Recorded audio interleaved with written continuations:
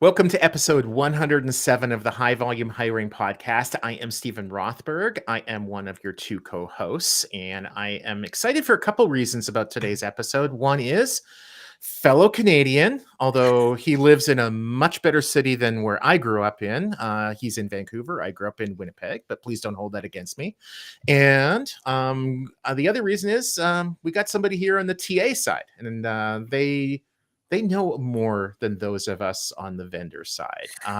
But speaking of somebody who's been on both sides of the desk, Jeanette Leeds, my co-host. Good to see you. Hi, everyone. Good to see you too. I too am excited for today's episode. We have Brad Clark. And for those who do not know Brad, not just the global head of talent acquisition and employer branding at Article, he's also on the, I don't want to say vendor because I feel like it's a partner side, right? He's also a co-founder of Cura, which is, so let me if I have this right, an AI-powered SMS-based instant messaging solution. So that does all sorts of stuff. I got it? You did it better than I can do usually. Woo! So, love it. Well, welcome. Welcome. Thank you. Thrilled to have you here. So why don't we give our listeners, before we get into our topic about like automating messages and your ATS and improving the like candidate experience, the fish, all that good stuff, just like give us a little more background on you. Like, I love the combination of you got two things going on, wearing two hats. And as we said in the green room, that makes you super powerful because you can see. I don't know. It makes you super busy. That's what I mean. I don't know, super powerful. It makes you super busy.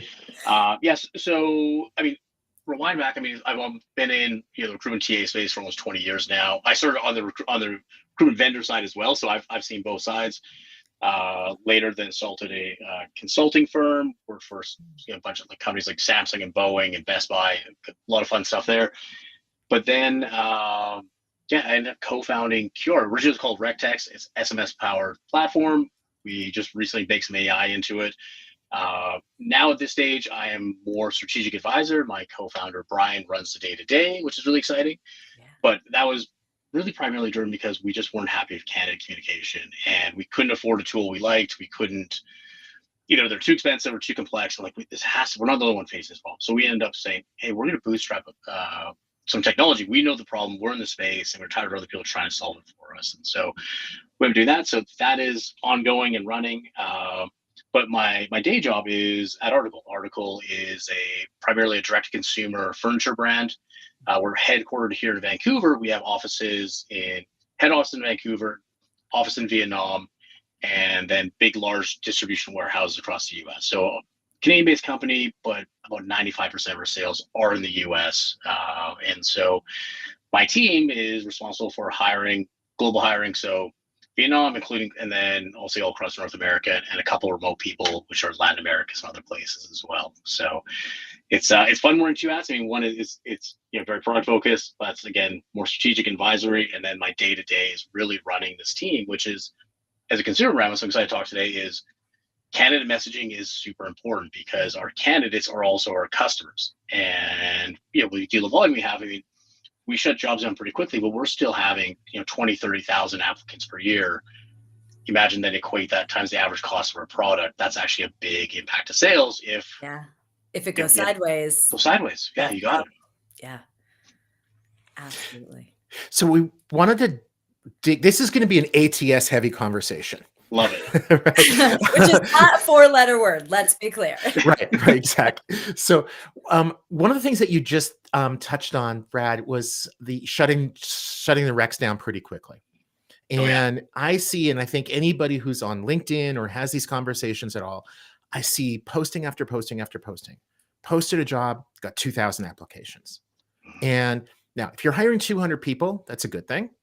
If you're hiring one person, that's not a good thing. What does your team do in terms of, when you say shutting it down pretty quickly? Talk with us about the strategy behind that. Okay, so there's a couple things we're doing right now. One is we are posting our job confidentially. So we're sharing the link to our network first. And so it's not hitting the job boards first. And so this is a little bit like a pre-sale. Kind of like, when you get a concert pre-sale, so, hey, you're a fan of this band. Yes. You get early access to buy tickets because we don't want someone who can just do the job. We want someone who can work, who wants to work here. And so if you sign up for job notifications, if you follow us on LinkedIn, follow our company or my team, you get early access. And so that's number one. And then referrals as well. So everyone gets typically a couple days early access. We want those people in first. give them a head start. They know who we are. They've already kind of signed up for it. Then really it's a judgment call. So it's not a number. And so like you said, I mean, it depends on the number of people we're hiring, but it tends to that quality. So, my team is looking actively at those applicants. What is the quality? How viable are they? In terms of like, are we just getting tons of noise, or are we getting people who look really viable? And then we want to shut it down. There's no point in collecting resumes. For us, speed is our advantage. And so we really want to run a tight process. And so some days jobs are only open a couple days. It really, we'll get to that volume. We say, hey, we've got enough viable candidates, shut it down. The other part is we also want to run an agile like process. And so when we don't collect resumes, because then a bunch of people are going to apply, they never hear from us, they're mad at us. The second part is we run the process. If it works out, what we tried to hire is who we actually are able to interview and assess. Great. Then we'll move forward, get into the offer stage. If not, then we can figure out, hey, was our titling correct? Were our expectations correct? Were we assessing correctly? Was our compensation correct? We can then adjust it, put it back out to market quickly, rather than run this huge waterfall-like process and it's slow. We lose a bunch of candidates to competitors. People get choked, and they just get this pool of people who found jobs elsewhere or just are mad they never heard back from us. So we run it tight, and then we can run cycles that way. And just quick follow-up question. When you say that your team will shut the posting down, kind of sounds to me like you're making a subjective decision and manually doing that there's not like an algorithm or a certain number of applications. Once you hit 50 or 100, it automatically shuts down. Am I right? I mean, subjective feels like the wrong term, so to speak. I mean, I think it's more judgment based. I think it would be maybe a nicer way of saying subjective, but yeah, that's exactly it. Because it's going to depend. It's going to depend on what the recruiter's seeing in the applicant flow. So we tried some automations. We built some out which can do that. Problem is it varied too much, and the automations would be just too general. So again, like we have a warehouse role, we expect to have a ton of applicants. We need high volume because we're going to be hiring more than one person at a time. I'm hiring a senior accountant. I don't need 2,000 applicants. I probably need 100, 150. I'm going to get some good people in that. And then we just focus on that group.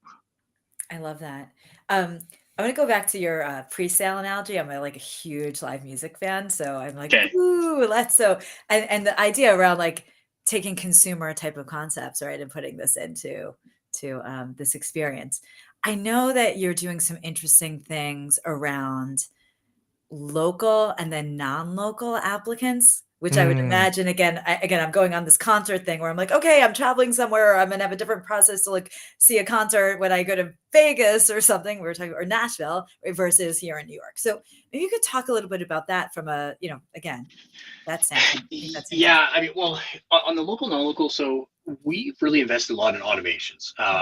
And that's just something which it's hard to even get my team on board for, to be honest. Like it's one of those things where they start and they go, why are we doing these things?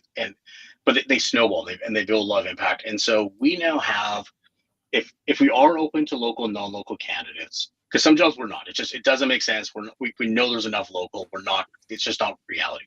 So we're going to prioritize local. But it is a job that's hard to find.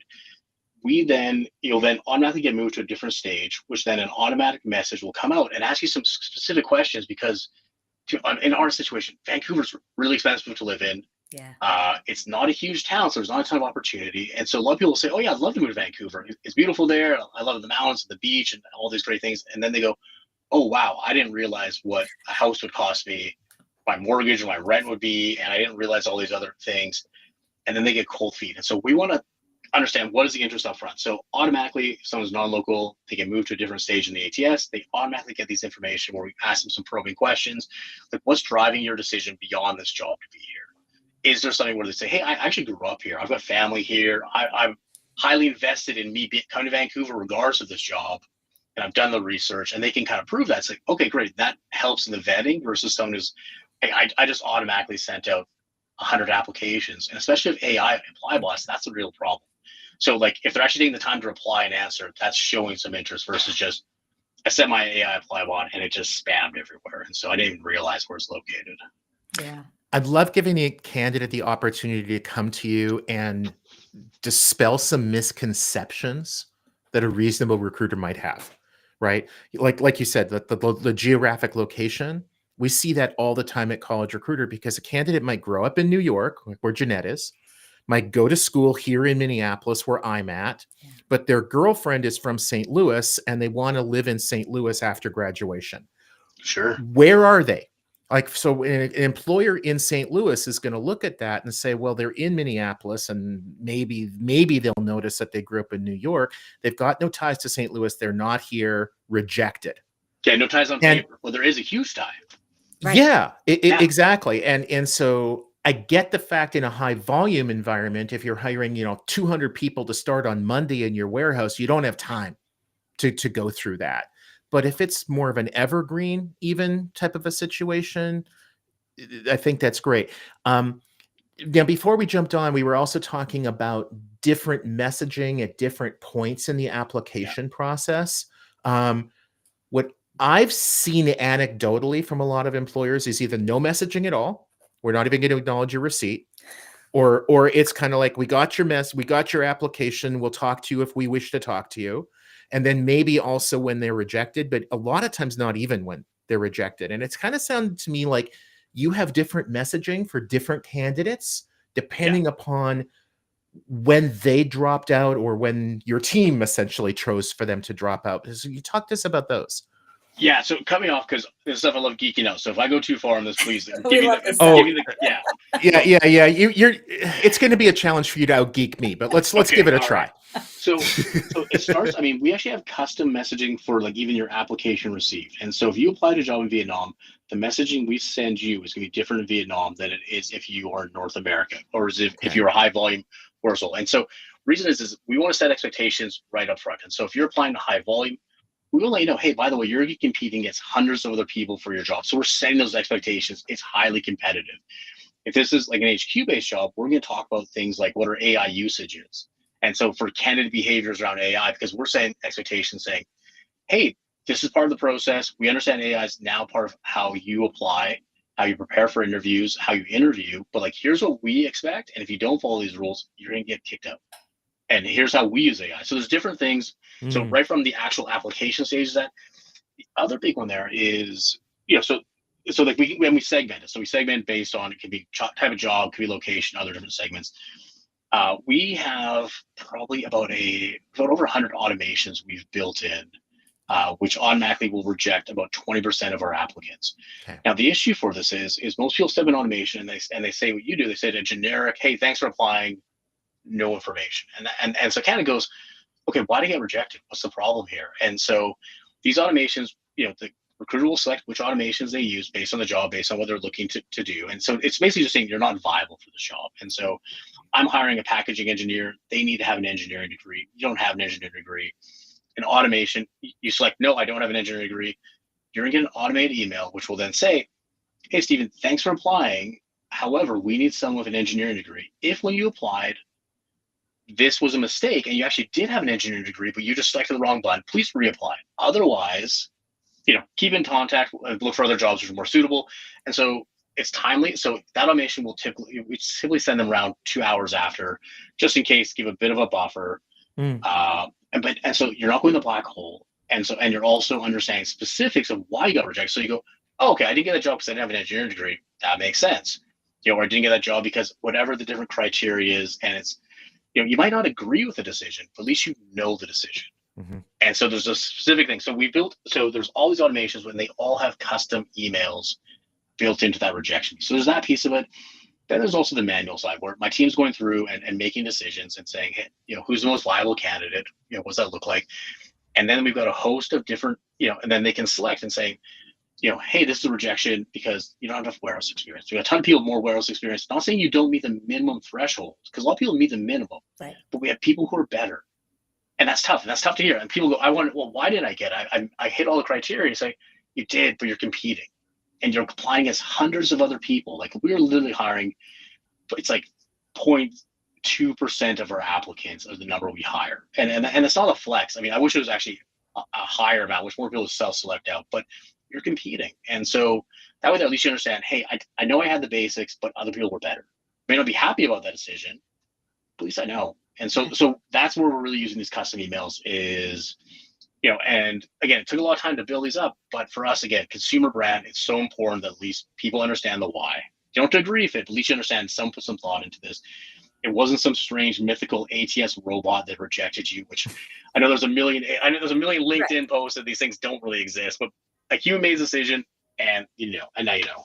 I love that. I mean, in some ways, what I'm hearing, it's harder to get into your company for presumably certain jobs than like my kids applying to college now. So, versus like applying to certain colleges, it's like, whew. But I love the fact that you're actually giving out the information and the feedback and the reasoning. Like it's just that transparency is huge. Yeah. I want to go back to something you said, you touched on a little bit earlier with the change management around when you were talking about the local and non-local and some of the adding the workflows in. And I would imagine, well, we know like there's so much change going on in the market right now, whether it's new tech, new process, new everything. How do you manage, like for all of our listeners, like how are you managing your team and that change? How do you get them on board with some of this change? Which I know is such a broad question, but I feel like everyone right now is, I don't want to say struggling, it's a challenge.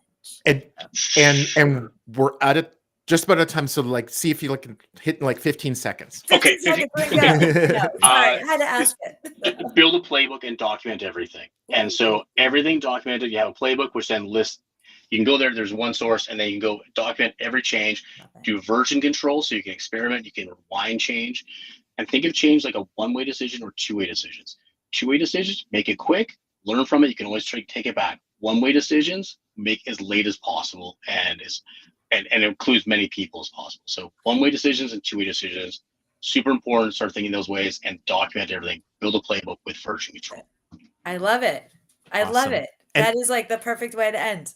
Yes. Thank you. There we go. Thank you for using automation to bring back more humanity. That's the goal. Yeah. It's awesome. Brad, thank you so much. This was amazing. This was great. Thank you. Until Cheers, next Brad. time. Okay. Take care, everyone.